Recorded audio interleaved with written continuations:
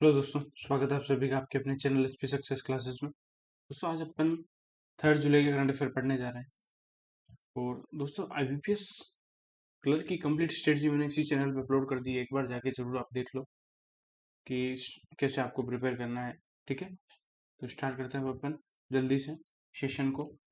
और 2 जुलाई की PDF Telegram channel HP success classes में अपलोड हो गई है, जाके एक बार जरूर देख लेना, आपको पीडीएफ नहीं मिलेगी। ठीक है, और भी बहुत सारी वीडियो चैनल पे अपलोड है, आप देखते रहो। और यूपीएस क्लर्क का मेंस 13 अक्टूबर को है। 13 अक्टूबर तक इसी चैनल के साथ जुड़े रहो, आपका सिलेक्शन कंफर्म करूंगा। 25 के आसपास मार्क्स जीए में दिलाऊंगा मैं। बट आप लोग सपोर्ट करो, ज़्यादा से ज़्यादा चैनल को शेयर करो। वीकेंड पे अपन वीकली करंट अफेयर भी करेंगे। फिर आपका प्री होने के बाद मेंस के टाइम अपन एक सीरीज भी स्टार्ट करेंगे यूट्यूब पे, उसमें बहुत सारे क्वेश्चन भी करेंगे। तो थोड़ा सपोर्ट करो, हर एक बंदा 3-4 लोगों को शेयर करो, वीडियो को लाइक करो और कमेंट भी करो कैसी क्लास लग रही है। तो चलते हैं आज की क्लास में अपन पहला क्वेश्चन पे। ठीक है, which country has recently become the first country to introduce a tax on livestock carbon dioxide emission from 2030। जो भी टैक्स लगाएगी livestock carbon dioxide emission होगा ना 2030 से, तो वो लगाएगी डेनमार्क। कार्बन डाइऑक्साइड के इमिशन पे टैक्स लगाएगी। ठीक है, तो वो है डेनमार्क। ठीक है, अभी फ्रांस की एक कंपनी न्यूज में थी, उसका नाम है थेल्स ग्रुप। थेल्स ग्रुप ने क्या किया है, इन्होंने एग्रीमेंट किया है रानी डिफेंस एंड एरोस्पेस के साथ। ये क्या करने वाले हैं, ये डेवलप करेंगे, मैन्युफैक्चर करेंगे 70 mm rockets in India. 70 mm rockets बनाएंगे ये इंडिया के अंदर। क्लियर। नेक्स्ट चलते हैं क्वेश्चन नंबर 2 पे। क्वेश्चन नंबर 2 बोल रहा है the Hemis festival is annually celebrated in which state on the 10th day of Tse Chu to mark the birth anniversary of Guru Padmasambhava the founder of Tibetan Buddhism. तो 10 तारीख को Hemis festival कौन से स्टेट ने मनाया, तो वो मनाया लद्दाख, क्योंकि इनके जो तिब्बतन बुद्धिज्म के फाउंडर थे गुरु पद्म संभव, उनकी बर्थ एनिवर्सरी थी, इसीलिए मनाया जाता है। हेमिस फेस्टिवल लद्दाख में मनाते हैं। ठीक है, next question number 3, who was recently appointed as the first female chief secretary of Maharashtra. तो इंपॉर्टेंट है, पहली जो भी होता है पहली चीज वो इंपॉर्टेंट होती है। तो first female chief secretary Maharashtra के कौन है, तो वो है सुजाता सौनिक। सुजाता सौनिक। ठीक है, इन्होंने रिप्लेस किसको किया, नितिन केरियर को रिप्लेस किया इन्होंने। ठीक है, और ये सर्व करेगी, इनका 1 ईयर का टर्म होगा बिफोर रिटायरिंग इन जून 2025। तो याद ये भी ध्यान रखना है, कब तक ये सर्व करेंगे, जून 2025 तक। ठीक है, और ये 45th चीफ सेक्रेटरी बने महाराष्ट्र। ठीक है, और अभी एक और अपॉइंटमेंट कल अपन ने पढ़ी थी, एंटोनियो कोस्टा।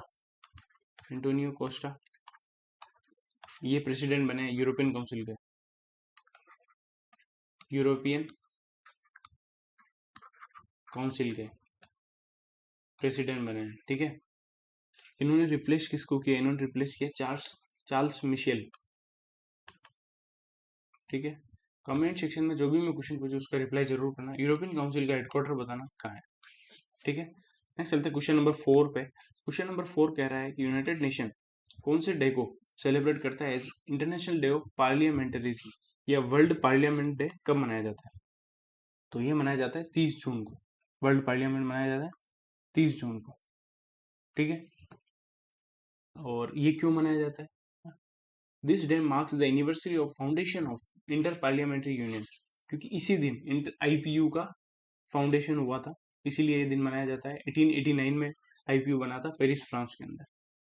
ठीक है, और इसका एम है the 2024 observance aims to communicate with the 148th IPU assemblies final declaration, Geneva declaration, inter parliamentary diplomacy, building bridges for peace and understanding.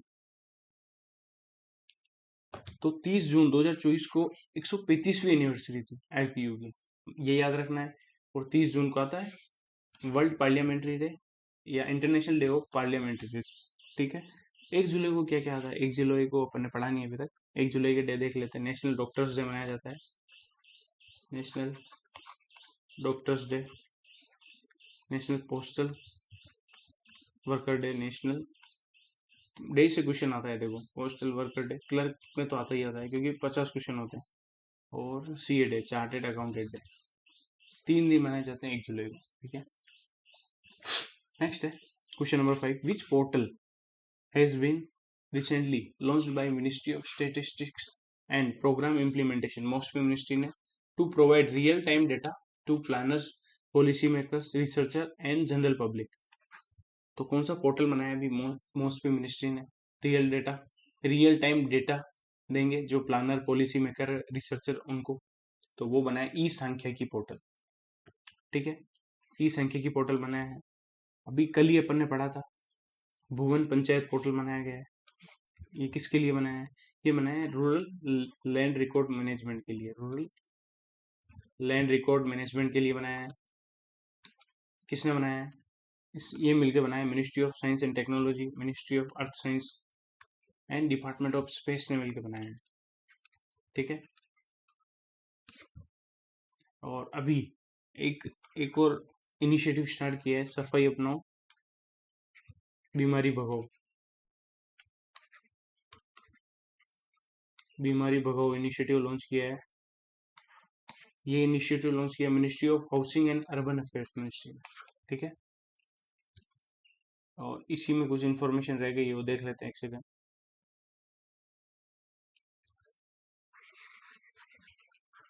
हाँ, ये लॉन्च किसने किया है पोर्टल, वो भी इम्पोर्टेंट है, और क्यों किया है, कब किया है, ठीक है।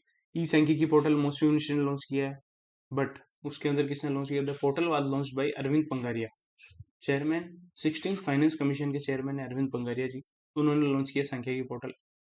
और कब किया है? On the occasion of national statistics day. कब मनाया जाता है? 29 जून 2024 को लॉन्च किया है। तो ये भी एक क्वेश्चन याद हो गया आपके, नेशनल स्टेटिस्टिक्स डे कब मनाया जाता है। और इसकी थीम क्या थी इस बार थीम थी use of data for decision making. Important ये नेशनल स्टेटिस्टिक्स डे पूछा जाता है एग्जाम में, तो याद रखना। नेशनल स्टेटिस्टिक्स डे कब मनाया जाता है? 29 जून को। इसकी थीम थी इस बार use of data for decision making. और मॉस्पी मिनिस्ट्री ने सांख्यिकी पोर्टल लॉन्च किया है ताकि ये रियल टाइम डेटा प्रोवाइड करवा सके प्लानर को, पॉलिसी मेकर को, रिसर्चर को। क्लियर हो गया? नेक्स्ट चलते हैं क्वेश्चन नंबर 6 पे। क्वेश्चन नंबर 6 है, विच मिनिस्ट्री है recently constituted a 26 member advisory committee on national account statistics chaired by Vishwanath Golder to revise the base year for GDP data। GDP data का base year को revise करने के लिए एक committee बनाई है। उस कमेटी को कौन सी मिनिस्ट्री ने बनाई है? तो वो बनी है मॉस्पी मिनिस्ट्री नहीं बनी है, जिन्होंने ई सांख्यिकी पोर्टल लॉन्च किया है अभी, मॉस्पी मिनिस्ट्री ने बनाया है, ठीक है। और उस कमेटी को हेड कौन करेंगे? वो करेंगे विश्वनाथ गोल्डर, ये इस कमेटी को हेड करेंगे, ठीक है। और अभी डिपार्टमेंट ऑफ टेलीकम्युनिकेशन ने बहुत ही अच्छा काम किया है। टेलीकम्युनिकेशन, डिपार्टमेंट ऑफ टेलीकम्युनिकेशन ने क्या किया है? उन्होंने 5G कनेक्टिविटी प्रोवाइड की है, 5G कनेक्टिविटी प्रोवाइड की है यूजिंग बलून्स के थ्रू 5G कनेक्टिविटी प्रोवाइड की है इन केस ऑफ डिजास्टर और इमरजेंसी के केस में बलून से दिए, ये भी याद रखना है, ठीक है। नेक्स्ट क्वेश्चन नंबर 7 पे चलते हैं।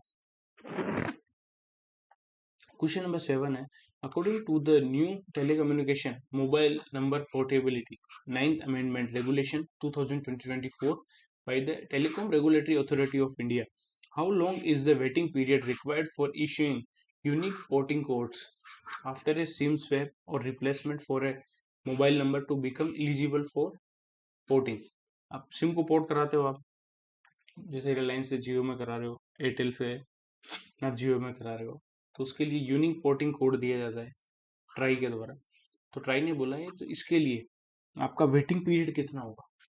तो वो होगा 7 दिन, ताकि जितने भी स्कैम वगैरह हो वो बचे। इसीलिए ट्राई ने ये 7 दिन किया है, ठीक है, ताकि सिम का रिप्लेसमेंट करे। जैसे पोर्टिंग क्या है, मोबाइल नंबर आपका वही रहे, सिम का जो टेलीकॉम ऑपरेटर है वो चेंज हो जाए, इसी के लिए, ठीक है।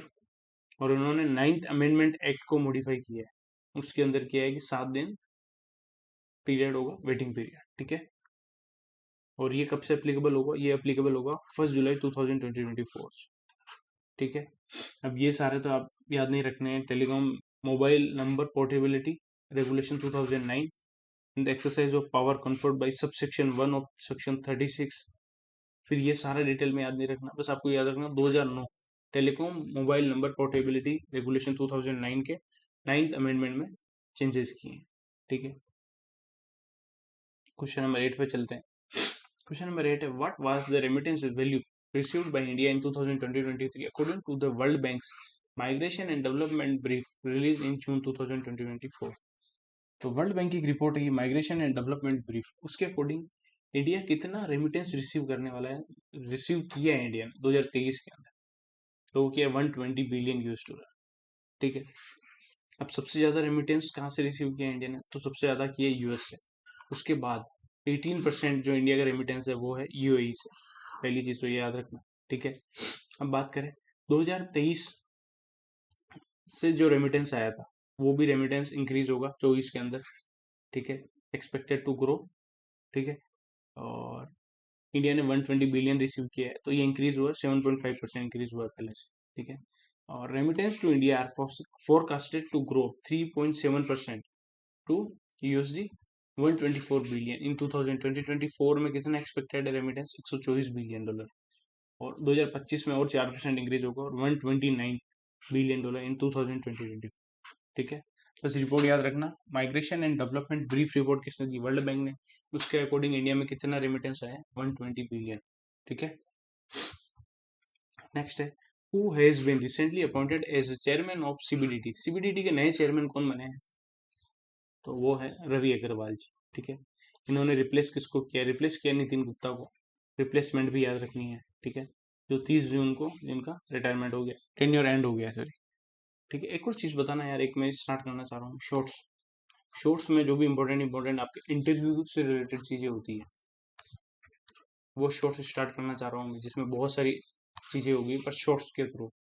तो आप लोगों को कैसे बताओ कैसा रहेगा इनिशिएटिव, एक बार कमेंट करके बताना, तो मैं जल्दी स्टार्ट कर देता हूँ। ठीक है, उसमें गवर्नमेंट स्कीम भी मैं बताऊंगा। और सीबीडीटी के अंदर क्या क्या होता है, सीबीडीटी के अंदर एक चेयरमैन होते हैं। ठीक है, और 6 मेंबर होते हैं ऑफ स्पेशल सेक्रेटरी बैंक। ठीक है, तो सीबीडीटी के नए चेयरमैन कौन बने, Ravi Agarwal. Next question number 10 है, who recently took charge as the 30th chief of army staff of the Indian army. तो इंडियन आर्मी के 30वें चीफ कौन बनने जा रहे हैं, तो वो बन रहे उपेंद्र द्विवेदी। ठीक है, और ये रिप्लेस किसको कर रहे हैं, रिप्लेस कर रहे हैं मनोज पांडे जी को, जिनका रिटायरमेंट हो गया 30 जून को। ठीक है, और उपेंद्र द्विवेदी जी को बहुत सारे अवार्ड मिले हैं, परम विशिष्ट सेवा मेडल मिला है, अति विशिष्ट सेवा मेडल मिला है, तो ये ज्यादा इंपॉर्टेंट नहीं है, बस आपको ये याद रखना है। 30वें चीफ कौन बने, उपेंद्र द्विवेदी। इन्होंने रिप्लेस किसको किया है, मनोज पांडे जी को रिप्लेस किया है। ठीक है, अभी मनोज पांडे से जिसे याद आया, एक मनोज वाजपेयी की एक बुक आई है, बुक आई थी कल ही अपन ने पढ़ी है। बुक का नाम है Manoj Vajpayee the definitive biography. Biography ये किसने लिखी थी, इसके उत्तर है पीयूष पांडे। पीयूष पांडे ये इसके ऑथर है। ठीक है, नेक्स्ट चलते हैं क्वेश्चन नंबर 11 पे। Which earth observation satellite was recently launch by Japan on its flagship third S3 launch vehicle from the JAXA Tanegashima space centre in Kyushu Japan. तो S3 लॉन्च व्हीकल से Japan ने कौन सी earth observation satellite launch की है Kyushu से, तो वो की है दाइची 4। ठीक है, लो अर्थ ऑब्जर्वेशन सैटेलाइट है ये। ठीक है, और इसको डेवलप किसने किया, S3 रॉकेट है उसके थ्रू किया है। S3 रॉकेट को डेवलप किसने किया है, जेक्सा ने, जो जापान की स्पेस एजेंसी है, उसने पार्टनरशिप की है मित्सुबिशी हेवी इंडस्ट्री के साथ। ठीक है, नेक्स्ट क्वेश्चन नंबर 11 है, which organization has recently developed a new high performance explosive SEBEX2 that is 2.01 times more lethal than standard trinitrotoluene. Trinitrotoluene से 2.01 टाइम मोर लिथल है। उस एक्सप्लोजिव का नाम है SEBEX2। तो ये किसने किया, एक्सप्लोजिव है, तो एक्सप्लोजिव इकोनॉमिक एक्सप्लोजिव लिमिटेड ने किया। ठीक है, और अडानी डिफेंस एंड एरोस्पेस के साथ थेल्स ग्रुप ने पार्टनरशिप करके वो 70 mm रॉकेट्स बना रहे हैं इंडिया के अंदर। क्वेश्चन नंबर 13 है, in July 2024 India made a contribution of what amount to United Nation for promotion of Hindi. Hindi के प्रमोशन के लिए यूनाइटेड नेशन में इंडिया ने कितना कंट्रीब्यूशन किया है? तो वो किया 1.16 मिलियन US$। इंपॉर्टेंट क्वेश्चन है ये, ठीक है। और अभी KfW जर्मन डेवलपमेंट बैंक ने मुंबई अर्बन इंफ्रास्ट्रक्चर प्रोजेक्ट के लिए मुंबई में 850 करोड़ दिए हैं मुंबई को। अर्बन इंफ्रास्ट्रक्चर प्रोजेक्ट मुंबई में, मुंबई मेट्रोपॉलिटन अथॉरिटी के साथ मिलके 850 करोड़ दिए, ठीक है। Which online travel tech platform has recently sign an agreement with the UP Uttar Pradesh eco tourism development board to boost state tourism. तो स्टेट टूरिज्म को बूस्ट करने के लिए ईज माई ट्रिप ने यूपी के साथ पार्टनरशिप की, यूपी के टूरिज्म डेवलपमेंट बोर्ड के साथ पार्टनरशिप की। यूपी अभी न्यूज में क्यों था? क्योंकि यूपी पहला स्टेट बन गया है, first state to generate 1 crore tokens through हवा आईडी के थ्रू, Ayushman Bharat health account ID के थ्रू 1 करोड़ टोकन जनरेट करने वाला स्टेट कौन सा है? पहला उत्तर प्रदेश, ये भी याद रखना। Which country has recently announced that its citizen can now utilize a QR code payment system in India? तो नेपाल के लोग QR कोड पेमेंट इंडिया में यूज कर सकते हैं, ठीक है।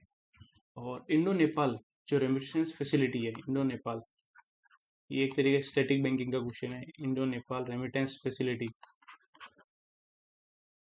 फैसिलिटी के थ्रू आप कितना अमाउंट ट्रांसफर कर सकते हैं नेपाल में? तो 2 लाख, ठीक है। नेक्स्ट है question number 16, who has been recently appointed as the regional director for infrastructure and natural resources in Asia Pacific by International Finance Corporation? IFC ने रीजनल डायरेक्टर बनाया है, इंफ्रास्ट्रक्चर एंड नेचुरल रिसोर्सेज है Asia Pacific के अंदर। उसका regional director किसको बनाया है? तो बनाया है विक्रम कुमार को, ठीक है। IFC क्या, इंटरनेशनल फाइनेंस कॉर्पोरेशन क्या है? तो वर्ल्ड बैंक की 5 आर्म होती है, वर्ल्ड बैंक की 5 आर्म है, उसमें से एक आर्म IFC है। कमेंट सेक्शन में बताना वर्ल्ड बैंक की 5 आर्म के नाम, पूछ लेता है एग्जाम में कि which is not the part arm of world bank. Question number 17 है, who has recently won the formula 1 Austrian grand pre 2024 जो स्पीलबर्ग ऑस्ट्रिया में हुई है। तो ऑस्ट्रियन ग्रांड प्री किसने जीता है? वो जीता है रसेल जी ने, जॉर्ज रसेल, और ये यूके के हैं, ठीक है। मर्सिडीज के लिए गाड़ी चलाते हैं, ठीक है। नेक्स्ट है question number 18, United Nations international asteroid day is annually observed across the globe on which date to commemorate the 1908 Tunguska events in Siberia.